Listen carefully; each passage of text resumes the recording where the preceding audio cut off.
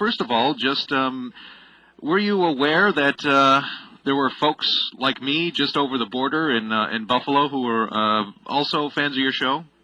Yes, I was actually. The show used to go across from Vancouver to Newfoundland and down into the States. And we often used to get letters from boys and girls in Buffalo. And we mentioned it on the program sometimes, that we'd like to say hello to our friends in the USA. Yeah, we're glad to have you with us, too. Believe me, we were glad to be there. Yeah. Describe the show a little bit for us. I mean, I remember Nimbo the birthday clown, and of course you. And what were some of the other things that were on the show? Well, we had Alex Laurier, who played the guitar. And now my memory's fading now, of course, as you can probably guess. I'm 81 now, you see. And so I have to think very, very clearly.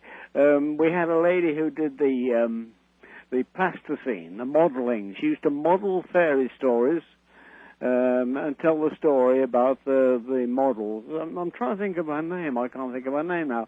And what else? Oh, we had Ron Leonard was the magician. He's gone. He's left us now. I'm sorry to say. He was a good magician. And we had Barry, who used to do he used to draw birds and animals and things for drawing. And we had the policeman, Traffic Officer John, who used to give the boys and girls tips on road safety. Well, I know for me personally, the thing that I remember, and it's probably been 25 years since I've seen an episode of the show, but Nimbo the birthday clown, I remember the song, I remember the little dancing figure on the TV. How did that come about? Well, it all started out, in the early days. We started mentioning the birthdays of the boys and girls, and we decided that we'd like to do something with a clown to make the names come alive, So we introduced Bimbo, and the name of the boy or girl who had the birthday appeared in the tummy of Bimbo the clown, and we used to super it on the screen. And then we introduced Happy the Clown and Son of Happy, Mr. and Mrs. Happy. It's funny how these things come about, they just suddenly appear out of your mind and then they become practical.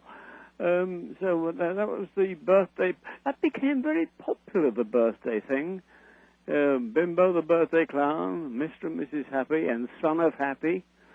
And that's all I can say at the moment, yes. I guess that's one of the questions I have too. Now, as adults, anybody that saw your show is an adult now. I guess. Bimbo. And I guess they would. You'd probably be amazed as an adult looking back on just how some of these things were made of cardboard or just thrown together, or the birthday clown was really nothing more than a little doll. Any stories like that about how some of these things were just thrown together? Well, actually, in the first place, Bimbo was thrown together. He was just a piece of cardboard, as you say, but it became a piece of wood, and then he had wheels on him, and then his mouth moved, and then his ears moved, and then his eyes moved, and then his family, Mr. and Mrs. Happy, and the children moved. It's as you say, these things grow out of nothing. Somebody gets an idea. It still happens. It happens in life, doesn't it, really? You get an idea, and before you know where you are, a great production has happened. That's how it happens with lots of productions, I think. That's how it happens with books, isn't it? You get an idea, and you start to write it, and eventually it becomes quite a volume. Memories of